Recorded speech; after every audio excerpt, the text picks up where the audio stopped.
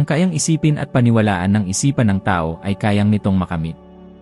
Pero paano kung sabihin ko sa iyo na ang tunay na susi sa tagumpay ay hindi sa pakikinig sa lahat, kundi sa halos pagwawalang bahala sa lahat? Mukhang kakatwa yon, hindi ba? Ngunit yan mismo ang natuklasan ni Napoleon Hill matapos maglaan ng mahigit 25 taon ng kanyang buhay sa pag-aaral ng pinakamahuhusay na milyonaryo ng kanyang panahon, sa paanyaya ni Andrew Carnegie. Napagtanto niya na ang naghihiwalay sa mga nagtatagumpay mula sa karaniwang tao ay hindi talento o swerte, ito ay ang kakayahang manatiling nakatutok, kahit na sinusubukan kang gambalain ng buong mundo. Sandaling isipin, ilang beses ka nang sumuko sa isang bagay dahil lang sa nagduda sa iyo ang isang tao? Ilang pangarap na ang iyong isinantabi dahil ang takot, kritisismo, o ang pagdududa ng iba ay tila mas malakas kaysa sa iyong sariling pananampalataya? Ang totoo, ang isipan ng tao ay isang larangan ng digmaan, at kung sino ang kumokontrol sa kanyang sariling isipan ay siya ring kumokontrol sa kanyang kapalaran. Sa kanyang buong paglalakbay, natuklasan ni Napoleon Hill na ang tunay na larangan ng digmaan ay wala sa panlabas na mga pangyayari, kundi nasa loob ng isipan ng tao. Naunawaan niya na bawat pag-isip ay isang binhi, at kung paano tayo tumutugon sa mga kahirapan ang nagtatakda kung ang mga ito ay magiging panggatong sa paglago o batong makapagpapabuwal sa atin. Sa kanyang buhay, hinarap niya ang mga pagkalugi sa negosyo, kritisismo, at mga panahon ng matinding kahirapan. May pagkakataong nawala sa kanya ang lahat ng kanyang itinayo. Winasak ang ekonomiya ng Amerika matapos ang Great Depression, at libu-libong tao ang sumusuko na sa kanilang mga pangarap. Ngunit si Hill ay tumangging sumuko sa kawalang pag-asa. Tinignan niya ang kanyang sariling kabiguan at nagpasya na gawin itong pag-aaral, isang pagbabago. Ang desisyong ito, na simple sa panlabas ngunit malakas sa kahulugan, ang humubog sa pundasyon ng lahat ng kanyang ituturo sa bandang huli. Isipin kung ilang beses ka na ring nasubukan. Isang negosyong hindi nagtagumpay, isang pagkakataong nakawala sa iyong mga kamay, isang pagkakamaling tila napakalaki upang malampasan. Karamihan ng tao, kapag humarap dito, ay sumusuko sa pagkasira ng loob at nagsisimulang maniwala na hindi patas ang buhay. Ngunit natutunan ni Hill na ang pagkatalo ay hindi ang katapusan. Ito ay isa lamang senyales, isang kumpas na nagpapahiwatig kung ano pa ang kailangang matutunan. Madalas niyang sabihin na bawat pagsubok ay nagtataglay ng binhi ng katumbas o mas malaking pakinabang. Ang ideyang ito ay hindi isang magandang metapora, ito ay isang katotohanang pinatunayan ng mismong agham. Ipinapakita ng pananaliksik na ang mga taong tinitingnan ang kabiguan bilang isang likas na bahagi ng proseso ay may mas mataas na emosyonal na tibay, mas matalas na pokus, at mas malaking pagkakataong magtagumpay sa katagalan. Ito ay dahil mas natututo ang utak ng tao mula sa sakit kaysa sa kaginhawaan, ngunit tanging kung ang sakit na yon ay inoobserbahan ng may pagtataka at hindi sa pagpapahirap sa sarili. Lubos na isinabuhay ni Napoleon Hill ang pilosopiyang ito. May mga araw na hindi niya alam kung paano niya bubuhayin ang kanyang pamilya, mga gabi na ang kawalang pag-asa ay nagpasimula sa kanya ng pagdududa sa kanyang sariling layunin. Ngunit sa mga sandaling iyon ng kadiliman niya natagpuan ang lakas na magbibigay kahulugan sa kanyang kwento. Sa halip na magtanong ng bakit nangyayari ito sa akin, tatanungin niya ang kanyang sarili, ano ang sinusubukan nitong ituro sa akin? Ang simpleng pagbabagong ito sa pananaw ang nagpatatag sa kanya, habang ang lahat ng nakapaligid sa kanya ay sumuko sa takot. Naunawaan niya na ang isipan ng tao ay tulad ng isang kalamnan, mas sinusubukan ito, mas nagiging matibay ito. At ang nakapagtataka ay kapag sinimulan mong tingnan ang mga hamon sa ganitong paraan, nagbabago rin ang mundo sa paligid mo.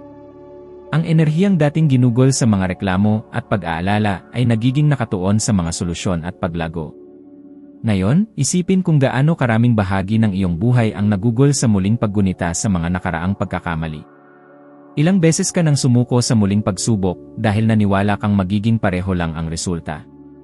Ang ganitong uri ng pag-isip ay isang tahimik na bitag. Binibitag ka nito sa isang siklo ng pagsira sa sarili, kung saan ang bawat nabigong pagtatangka ay nakikita bilang kumpirmasyon ng kawalan ng kakayahan. Ngunit pinatunayan ni Hill ang kabaligtaran. Ipinakita niya na ang kabiguan ay hindi isang sentensya, ito ay isang babala na may kailangang ayusin sa pamamaraan. At kapag natuto kang umangkop sa halip na sumuko, nagsisimulang tumugon ng iba ang buhay. Bawat balakid ay humihinto sa pagiging pader at nagiging isang hakbang. Naniniwala si Hill na ang kapangyarihang makalampas ay direktang naugnay sa kakayahang kontrolin ang panloob na pag-uusap ng isang tao. Madalas niyang sabihin na nagsisimula ang lahat sa isang pag-isip at imposibleng baguhin ang realidad nang hindi muna binabago ang nilalaman ng iyong sariling isipan. Ilang beses mo na bang hinayaan ang iyong sarili na dominahin ng mga pag-isip ng takot, pagkakasala, o pagdududa? Sa mga sandaling ito mismo nagaganap ang tunay na pagsubok. Ang pagkakaiba sa pagitan ng mga sumusulong at ng mga humihinto ay nasa desisyong huwag padala sa unang emosyon. At ang kontrol na ito ay hindi isang regalo, ito ay pagsasanay. Tulad niya, maaari mo ring sanayin ang iyong sariling mga pag-isip na tumugon ng iba. Kapag dumating ang takot, obserbahan. Kapag lumitaw ang pagdududa, tanungin. Kapag lumabas ang kabiguan, pag-aralan ito. Iyan ang ginawa ni Hill sa kanyang buong buhay, ginawa niya ang bawat pagbagsak na hilaw na materyal upang umakyat ng mas mataas. Isinalaysay niya na, minsan, matapos ang isa pang pagkalugi sa negosyo, tiningnan niya ang mga abiso ng koleksyon sa kanyang mesa at napagtanto na mayroon lamang isang bagay na hindi kailanman maagaw sa kanya ng kahit sino, ang kanyang isipan. Sa sandaling iyon, naunawaan niya na maaari niyang mawala ang lahat, salapi, katayuan, mga pagkakataon, ngunit hanggat siya ay may pagkontrol sa kanyang sariling mga pag-isip, hindi siya kailanman tunay na matatalo. Ang paniniwalang ito ang nagpatatag sa kanya hanggang sa naisulat niya ang aklat na magbabago sa milyon-milyong buhay sa buong mundo. Ang kritisismo ay isa sa mga pinakamapaminsalang puwersa para sa isipan ng tao kapag hindi natin alam kung paano ito haharapin. Mula sa simula pa lamang ng kanyang karera, siya ay naging target ng panunuya, pagtanggi, at akusasyon. Marami ang tumawag sa kanya na isang mangmang na mangarap, ang iba naman ay inakusahan siya ng pagbebenta ng maling pag-asa. Ngunit natuklasan niya ang isang bagay na magbabago, hindi lamang sa kanyang sariling buhay, kundi pati na rin sa milyon-milyong tao sa buong mundo. Ang kritisismo ay nagtataglay lamang ng kapangyarihang ibibigay mo rito. Natuto siyang magsala upang makilala kung ano ang karapat-dapat pagtuunan ng pansin at kung ano lang ang ingay. At ang pagkilalang ito ang nagpatatag sa kanya habang ang iba ay naligaw sa daan. Isipin kung ilang beses ka nang siniraan ng loob ng isang tao sa isang simpleng pahayag. Hindi mo iyan magagawa. Hindi iyan para sa'yo. Sumuko ka na, napakahirap niyan. Minsan, ang mga salitang ito ay galing pa sa mga malalapit na tao, pamilya, kaibigan, kasamahan, at kaya mas masakit ang mga ito. Ngunit ang hindi gaanong napagtatanto ng ilan ay ang hindi sinalang kritisismo ay parang isang tahimik na lason na sumisira sa tiwala sa sarili. Naniniwala si Hill na ang pagtanggap ng mapaminsalang kritisismo ay parang pagbubukas ng pinto ng iyong isipan at pagpapahintulot sa iba na patnubayan ang takbo ng iyong buhay. Sa sandaling tanggapin mo ang opinyon ng mga hindi naniniwala sa iyo, hindi mo na sinusunod ang iyong layunin kundi sinusubukang patunayan ang isang bagay sa isang taong maaaring hindi kailanman makaunawa sa iyong pananaw. At iyan mismo ang kinamali ng karamihan ng tao. Nagugugol sila ng maraming taon sa pagsisikap na magbigay kasiyahan, tumugon, at bigyang katwiran ang kanilang sarili. Nauubos nila ang emosyonal na enerhiya sa pagsisikap na kumbinsihin ang mundo ng kanilang mga kakayahan, gayong ang parehong enerhiya ay maaaring gamitin upang makabuo ng isang bagay na dakila. Si Steve Jobs, halimbawa, ay sinibak sa kanyang sariling kumpanya, napahiya sa harap ng lahat. Ang kritisismo ay matindi, ang pinsala ay malalim. Maaari siyang sumuko, ngunit pinili niya ang katahimikan at pokus sa halip. Nagbalik siya pagkalipas ng ilang taon na may mas pinino pang pag-isip at ginawang higante ang Apple na kilala natin ngayon. Naunawaan niya, tulad ni Hill, na ang sikreto ay nasa pagwawalang bahara sa kung ano ang hindi nag-aambag sa layunin ng isang tao. Habang ang iba ay nag-aksaya ng oras sa paghusga, siya ay lumilikha. Ngayon isipin kung gaano karaming napakagandang ideya ang napigilan dahil ang isang tao ay natakot na mahusgahan. Ilang proyekto ang namatay bago pa man magsimula dahil ang kritisismo ng isang tao ay kinuha bilang ganap na katotohanan. Madalas sabihin ni Hill na ang opinyon ng iba ay sumasalamin sa kanilang mga takot higit sa realidad tungkol sa iyo. Ang isang kritiko, sa karamihan ng oras, ay hindi nagsasalita tungkol sa iyong potensyal, kundi tungkol sa kanilang sariling mga limitasyon. At iyon ang dahilan kung bakit niya iginiit. Huwag kailanman tumanggap ng payo mula sa isang taong hindi pa kailanman nakabuo ng anumang bagay. Ito ay isa sa mga pinakamakapangyarihang aral na kanyang iniwan. May isang nakatutuwang detalye na kinumpirma ng mga modernong pag-aaral sa psikolohiya. Ang mga taong may mababang tiwala sa sarili ay mas madaling maniwala sa negatibong kritisismo kahit na ito ay walang batayan. Itinatala ng utak ang mga salitang ito bilang katotohanan, at ito ang nagpapahina sa sistema ng gantimpala, nagpapababa ng motibasyon at kalinawan ng pag-isip. Sa kabilang banda, ang mga taong may malinaw na layunin sa buhay ay may uri ng psikolohikal na kalasag. Nakikinig sila, nagsusuri, at kung hindi ito nagdaragdag ng halaga, ayaw lang nila itong isantabi. At ito mismo ang tinawag ni Hill na emosyonal na katalinuhan na inilapat sa tabumpay. Hindi ito tungkol sa pagmamataas, kundi tungkol sa pagiging mature sa pag-isip. Lubos na isinabuhay ni Napoleon Hill ang pilosopiyang ito. Habang isinusulat ang Think and Grow Rich, hinarap niya hindi lamang ang pagtanggi mula sa mga tagalathala, kundi pati na rin ang panunuya mula sa mga malalapit na tao na nagsabing ang kanyang mga ideya ay ilusyon para sa mga madaling malinlang. Gayunpaman, nagpatuloy siya, pinanatili ng pananampalataya na ang kanyang mensahe ay kayang magpabago ng mga buhay. At nangyari na. Ang aklat ay naging isa sa pinakamaimpluwensyang akda sa lahat ng panahon na nakapagbenta ng milyon-milyong kopya at nagbago ng mga henerasyon. Ang lahat ng ito ay posible lamang dahil pinili niyang huwag pakinggan ang ingay sa labas at pakinggan ang kanyang sariling panloob na tinig. Ngunit mayroon ding kabilang panig ang barya. Ang kasaysayan ay puno ng mga halimbawa ng mga taong sumuko sa pressure at naligaw ng landas. Si Nikola Tesla, isang henyo na walang katulad, ay nagdusa sa loob ng maraming taon mula sa pagtanggi at paghamak ng komunidad ng agham. Bagamat ang kanyang mga imbensyon ang humubog sa modernong mundo, natapos ang kanyang buhay na nakahiwalay, nagtanim ng sama ng loob at nakalimutan.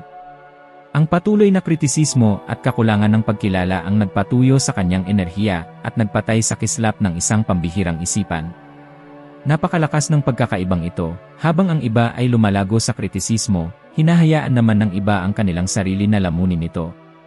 Ang pagkakaiba ay wala sa kritisismo mismo, kundi sa kung paano pipiliin ng isang tao na tumugon dito. At narito ang mahalagang punto na iniwan sa atin ni Hill bilang pamana, ang kontrol sa iyong atensyon ay ang kontrol sa iyong buhay. Kung matututo kang pigilan ang iyong otomatikong reaksyon sa bawat marinig mo, masisimulan mong matukoy kung ano nga ba talaga ang karapat-dapat na manatili sa iyong isipan. Ito ay parang pagtutok ng lente ng kamera ng husto, naglalaho ang mga walang saysay na ingay, at nagiging malinaw ang mga bagay na mahalaga. Bihira ang ganitong talento, ngunit ito ang eksaktong naghihiwalay sa mga tunay na lumikha mula sa mga nagpupuna o nag-uusap lamang tungkol sa gawa ng iba. Ang tunay na lakas ng isang tao ay hindi nahahayag kapag maayos ang takbo ng buhay, kundi kapag tila nagkakawatak-watak ang lahat. Ayon kay Napoleon Hill, ang pressure ang tunay na sukatan ng pagkatao, at tanging sa ilalim nito maaaring tunay na masukat ang paniniwala ng isang tao sa sarili. Napansin niya na sinuman ay maaaring magpakita ng kumpiyansa kapag sagana ang pamumuhay, maayos na natutupad ang mga plano, at ang buhay ay umaayon sa inaasahang takbo. Ngunit sa panahon ng pagbagsak, kapag ang lahat ng pinaghirapan mong itayo ay nanganganib na gumuho, doon sinusubok ang tunay na tibay ng iyong pag-isip. Personal itong naranasan ni Hill. Sa panahon ng Great Depression, nawala sa kanya ang halos lahat, ang kanyang mga negosyo, ang kanyang katatagan, ang kanyang kapayapaan. Ang bansa ay nasa gulo, na may milyon-milyong nahaharap sa kahirapan, nilalamon ng pagkabigo at takot. Gayunpaman, sinadya niyang piliin na hindi maging isa pang biktima. Pinili niyang tingnan ang kaguluhan bilang isang pagkakataon upang patalasin ang kanyang isip, upang maunawaan ang malalim na kapangyarihang taglay ng pananatiling kalmado sa gitna ng kaguluhan ng mundo sa kanyang paligid. Naintindihan niya na ang kapalaran ng isang tao ay hindi idinidikta ng mga panlabas na pangyayari, kundi ng kanilang panloob na reaksyon. Sa kabila ng lahat ng sakit, ang pressure ay may mahalagang layunin, inilalantad nito kung tunay mong isinasabuhay ang mga paniniwalang iyong ipinapahayag. Kapag talagang bumababa ang buhay, bumibigay ang ego, nawawala ang mga maskara, at ang natitira ay purong katotohanan, ang walang bahid na lakas ng iyong espiritu. Ito ang nagpapaliwanag kung bakit marami ang nadadaig. Gumugugol sila ng mga taon na kumbinsido sa kanilang kahandaan. Ngunit pagdating ng realidad ay inilalantad nito kung gaano sila nananatiling bilanggo ng sarili nilang emosyon. Ilang beses mo nang naranasan ang lamunin ng kawalan ng pag-asa dahil sa mga sitwasyong lampas sa iyong kontrol. Isang hindi inaasahang problema sa pera, pagkawala ng trabaho, isang gawa ng pagtataksil, isang matinding pagkawala. Sa mga sandaling ito, karamihan sa mga tao ay nagre-react ng pabigla-bigla. Ang ilan ay nagre-rebelde, ang iba ay umatras, habang ang ilan ay desperadong kumakapit sa anuman upang maibalik ang kahit kaunting kontrol. Ngunit ang desperasyong ito ang eksaktong nagnanakaw sa atin ng ating pinakamahalagang pag-aari, ang malinaw na pag-isip. Naisip ni Hill na ang unang reaksyon sa kahirapan ay hindi ang labanan ito, kundi ang huminga lamang. Naniniwala siya na ang isip na natataranta ay hindi makakagawa ng solusyon. Ang takot, desperasyon, at pagmamadali ay nakakapinsala sa katalinuhan. Tanging sa pamamagitan ng pagpipigil sa sarili maaaring maging isang maayos na estratehiya ang kaguluhan. Hindi ito tungkol sa pagiging walang pakiramdam, ito ay tungkol sa pagiging lubos na mulat. Sa sandaling maunawaan mo na hindi lahat ay nasa ilalim ng iyong kontrol, natural kang lilipat sa kung ano ang nasa iyo, ang iyong saloobin. Dito matatagpuan ang tunay na kapangyarihan. Karamihan sa mga tao ay nadadapa rito, sinusubukang kontrolin ang hindi makontrol habang pinapabayaan ang ganap na nasa kanilang kapangyarihan. Nakuha ni Hill ang aral na ito sa pamamagitan ng matinding karanasan. Habang di mabilang na individual sa paligid niya ang sumuko sa kawalan ng pag-asa sa panahon ng krisis, pinili niyang pag-aralan ng detalyado ang mga isip na umunlad sa gitna ng kaguluhan. Nakakita siya ng isang karaniwang tema, isang di natitinag na pagiging kalmado sa ilalim ng matinding pagsubok. Wala ni isa sa kanila ang nagtakwil sa mga hamon, ngunit sadyang pinili ng lahat ang may malay na pagkilos kaysa sa pabigla-biglang reaksyon. Sa isa sa pinakamadilim na kabanata ng kanyang buhay, regular na bumalik si Hill sa tahimik na pag-iisa, maingat na kumukuha ng mga tala at nagbi-visualize ng hinaharap na nilalayon niyang itayo sa sandaling matapos ang bagyo. Wala siyang alam kung kailan o paano matitigil ang kaguluhan, ngunit kumapit siya sa matibay na paniniwala na ang kanyang isip lamang ang nanatiling matatag na pundasyon sa gitna ng malawakang pagbagsak. Ang di natitinag na paniniwalang ito ang nagsilbing kanyang angkla. Habang ang panlabas na mundo ay puno ng kaguluhan, isang matibay na layunin ang nagpatuloy sa loob niya. At eksakto ang matatag na paninindigang ito ang nagbigay daan sa kanyang muling pagbangon bilang isa sa pinakakilalang tagapag-isip sa pagpapaunlad ng sarili sa kasaysayan. Ngayon, isipin na ilalapat mo ang kaisipang ito sa sarili mong buhay. Isipin ang isang problema na walang tigil na nagnanakaw sa iyong tulog. Malamang nahuli mo ang iyong sarili na sinusubukang hulaan ang bawat posibleng kinalabasan, bumubuo ng pinakamadilim na sitwasyon, at nagsisikap na pamahalaan ng detalyado ang bawat isang detalye. Ngunit ito ay nagsisilbing mangubos lamang sa iyo. Ang iyong isip ay nagiging isang gilingan ng pagkabalisa, nawawalan ng kakayahang makakita ng simpleng solusyon. Ang malalim na kabalintunaan ay kung gaano kahirap tayong magsikap na kontrolin ang hindi makontrol, mas nagiging mahina tayo. Iginiit ni Hill na ang pressure mismo ay hindi sumisira sa mga individual, sa halip, ang paglaban sa mga bagay na hindi mababago ang sanhi ng pagkawasak. Ang susi ay nasa pagtanggap sa kung ano ang lampas sa iyong abot at maingat na pagtutok ng lahat ng iyong enerhiya sa kung ano ang maaari mong aktibong impluwensyahan sa kasalukuyan. Inihambing niya ang buhay sa isang ilog, ang tubig ay hindi lumalaban sa mga bato, dumadaloy lang ito sa paligid nila. Walang paglaban, tanging pag-aangkop. Kapag tinanggap mo ang pananaw na ito, ang dating tila imposible ay magsisimulang ayusin ang sarili sa harap ng iyong mga mata. Para bang ang buhay mismo ay kumikilala at nagbibigay pugay sa mga nagpapanatili ng kanilang kahinahunan sa gitna ng kaguluhan. Sapagkat ang kapanatagan ay hindi isang gawa ng pagiging pasibo, ito ay karunungan na nasa dinamikong pagkilos. Ito ay naglalaman ng malalim na kakayahang obserbahan ang kaguluhan nang hindi pinapayagang lamunin ng kaguluhan ang sarili. Malinaw na ipinapakita ng salaysay ni Hill na ang pagiging kalmado ay isa sa pinakamalalim na pagpapahayag ng tapang. Sa buong panahon ng Great Depression, sa isang pagkakataon na inaasahan ang malawakang pagbagsak, binago niya ang kanyang takot tungo sa matatag na pagtutok at ang umiiral na kaguluhan sa makapangyarihang panggatong. Eksakto sa panahong ito ng matinding kadiliman lumitaw ang maraming aral. Nakalaunan ay magbibigay inspirasyon sa di mabilang na individual. Para sa kanya, ang pressure ay ang tunawan, ang mismong laboratorio kung saan mahigpit na hinuhubog ang pagkatao ng tao. Ilang beses mo nang natatandaan na sinubukan mong umiwas sa isang mahirap na panahon, gayong kabalintunaan, ang mismong karanasang iyon ang may potensyal na magpatibay sa iyo. Kumbinsido si Hill na ang buhay ay laging sumusukat sa ating katatagan bago magbigay ng isang bagay na napakalaki. At kapag lumitaw ang gayong pagsubok, walang saysay ang pagtakas. Dapat itong harapin ng may kahinahunan, may mapagmasid na presensya, at may dinatitinag na pananampalataya. Dahil ang pressure ay hindi ang rurok, ito ay, sa katunayan, ang tunawan kung saan maingat na hinuhubog ang iyong umuunlad na sarili. Si Napoleon Hill, sa pamamagitan ng matalas na pagmamasid sa pinakamatagumpay na individual sa kanyang panahon, ay naintindihan na ang katahimikan ay bumubuo ng isa sa pinakamakapangyarihang kasangkapan na magagamit ng isang tao.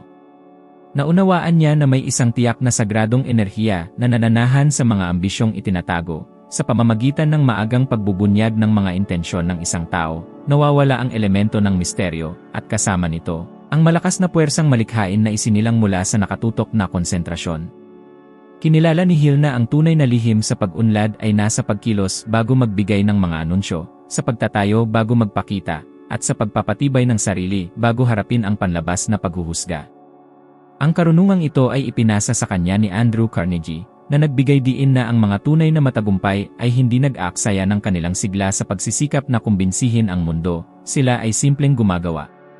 At kapag ang kanilang mga resulta ay tuluyang nagkatotoo, ang mga ito ay may gayong kalakihan na wala ng anumang karagdagang paliwanag ang kailangan. Sa isang mainay na mundo kung saan lahat ay nag-uunahan sa atensyon, ang mga nakakabisado ang sining ng katahimikan ay nakakakuha ng walang kapantay na kalamangan. Isipin kung ilang beses mo nang ibinunyag ang iyong mga hangarin sa isang tao, para lamang maranasan ang biglaang paghina ng iyong pagganyak. Pinatotohanan ng agham ang fenomenong ito. Ipinapakita ng pananaliksik na ang simpleng pagkilos ng pagsasalita ng mga layunin ay nagpapagana ng mismong reward circuitry sa utak na magiging aktibo sa matagumpay na pagkumpleto ng mga ito. Sa esensya, sa pagsasalita, lihim mong nililigaw ang iyong isip at binabawasan ang likas na udyok upang kumilos. Ito ang eksaktong nagpapaliwanag kung bakit napakarami ang nagsisimula ng mga proyekto na may matinding sigasig, ngunit nagtatapos ng walang nakikitang resulta. Tinawag ito ni Hill na pandaraya sa sarili ng emosyon, ang panandaliang kasiyahan ng pagtalakay sa mga tagumpay sa hinaharap ng walang kaukulang pangako upang tunay na maisakatuparan ang mga ito. Napanood niya ang paulit-ulit na pattern na ito, ang mga individual na buong pagmamalaki na ipinahayag ang kanilang mga intensyon, ngunit hindi kailanman natuloy. Kalaunan ay nagiging masama ang loob at isinisisi ang kanilang mga nawalang pagkakataon sa mga panlabas na pangyayari. Ngayon, isipin ang kabaligtaran. Isipin na gamitin ang katahimikan bilang isang matatag na kalasag, isang sinadyang estratehiya. Ang magtrabaho ng walang anumang sapilitan upang patunayan ang sarili sa iba. Ang magpabago sa maingat na pagtatago, walang pasanin ng kritikal na pagsusuri o panlabas na paghahambing. Sa loob ng santuwaryo ng katahimikan na tunay na lumalago at nagkakaroon ng lakas ang mga ideya. Madalas na sinabi ni Hill na ang katahimikan ay nagsisilbing tagapangalaga ng mga hangarin ng isang tao, pinoprotektahan ang mga ito mula sa nakakapinsalang pagdududa ng iba. Ilang beses mo nang iniwan ang isang layunin dahil lamang sa nagpahayag ng pagdududa ang isang tao. Ilang beses nang nakakumbinsi sa iyo ang isang nakapanlulumbay na komento na baka hindi ka pala kaya. Sa pamamagitan ng pagprotekta sa iyong mga plano, nagtatayo ka ng hadlang laban sa mga mapanghimasok na tinig na ito, pinipigilan ang mga ito na makapasok sa iyong isip at ilihis ang iyong pangunahing layunin. Siya mismo ay nakaranas ng fenomenong ito sa maraming pagkakataon. Sa panahon na ginagawa niya ang Think and Grow Rich, tiniis ni Hill ang matinding panunuya. Binansagan siya ng mga kritiko na baliw, sinasabing sinasayang niya ang kanyang oras sa hindi praktikal at utopian na mga ideya. Gayunpaman, sinadya niyang yakapin ang katahimikan. Siya ay nagtrabaho sa pagtatago sa loob ng ilang taon, maingat na bumuo ng isang katawan ng gawa na kalaunan ay magbabago sa buhay ng di mabilang na individual. At nang tuluyang ilantad ang libro, ang malalim nitong epekto ay gayong wala ng ibang alternatibo ang kanyang mga dating kritiko kundi ang manahimik. Ang minsang inakala nilang kahinaan, ang kanyang tahimik na pagpupursige, ay lumabas na siya pala niyang pinakamalakas na sandata. Bukod pa rito, kung susuriin mo ng mabuti, mapapansin mong ang mga taong tunay na may kumpiyansa sa sarili ay bihirang magsalita ng labis. Hindi nila kailangan ipagsigawan kung sino sila dahil sapat na ang kanilang mga nagawa upang magsalita para sa kanila. Ang katahimikan ay nagpapakita ng otoridad, matibay na kumpiyansa sa sarili, at malalim na pagkontrol sa emosyon. Kaya nga itinuro ni Hill ang karunungan na ang mga salita ay napakalakas upang basta na lamang gamitin. Sa bawat pagkakataong isinasaad mo ang isang plano, ikaw ay, sa diwa, nagkakalat ng bahagi ng mahalagang enerhiya na dapat sana ay nakatuon sa pagpapatupad nito. Dahil dito, ang kanyang walang kupas na payo, bawasan ang pagsasalita, dagdagan ang pagmamasid, at kumilos ng tuloy-tuloy. Ilan sa iyong mga pangarap ang nanatiling hindi natupad dahil lang sa masyado mo itong maagang ibinahagi? Ilan sa mga pangarap ang naging masyadong mahina nang isiwalat sa mga taong hindi handang maunawaan ang kanilang lawak? Ang katotohanan ay hindi lahat ay may sapat na lakas ng loob upang tunay na harapin ang laki ng iyong mga hangarin. At kapag ipinagkatiwala mo ang iyong pananaw sa mga taong limitado ang pag-isip, nanganganib kang makitang unti-unting lumamlam ang iyong sariling sigasig. Lubos itong naunawaan ni Hill. Matibay siyang naniwala na may tamang oras upang ibunyag ang bawat tagumpay, at ang sandaling iyon ay tanging kapag ito ay ganap ng tapos, matatag, at lubusang hindi magugupo. Ang katahimikan ay hindi nangangahulugang pag-iisa. Sa halip, ito ay sumisimbolo ng malalim na pagtutok. Kinakatawan nito ang malalim na paggalang sa sariling paglalakbay ng pag-unlad. Ang tunay na tagumpay, sa huli, ay hindi nangangailangan ng madla, ito ay nangangailangan ng matibay na layunin.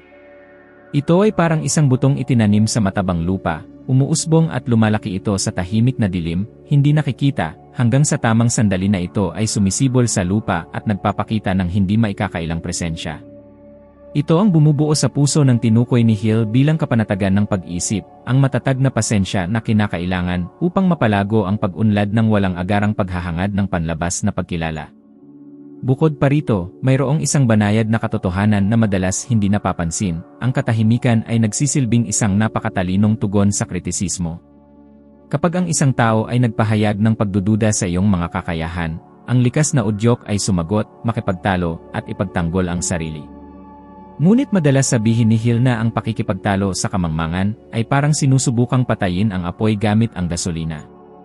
Ang pinakamainam na tugon ay pag-unlad. Walang mas mabilis na magpapatahimik sa isang kritiko kaysa sa mga resulta.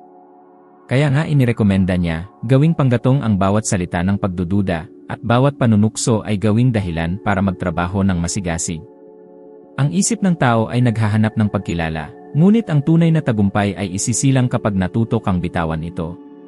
Ang katahimikan, sa diwa nito, ay isang anyo ng kalayaan sa emosyon. Ito ang kalagayan kung saan hindi mo na kailangan patunayan ang iyong sarili, dahil alam mo. At kapag alam mo, nararamdaman ito ng mundo. Maaaring hindi maunawaan ng mga tao ang iyong ginagawa, ngunit nakikita nila ang kumpiyansa sa iyong titig, ang pagiging tuloy-tuloy ng iyong mga hakbang, ang kapayapaan ng isang taong may hindi matitinag na layunin. Naunawaan ni Napoleon Hill na ang kadakilaan ay hindi nangangailangan ng mga anunsyo. Ito ay diskreto, tuloy-tuloy, tahimik. Ang ingay ay nagmumula sa mga walang kumpiyansa, ang katahimikan ay para sa mga matatalino. At marahil ito ang pinakadakilang lihim sa lahat, ang kapangyarihan ng hindi kailangang magsalita para mangyari ang lahat.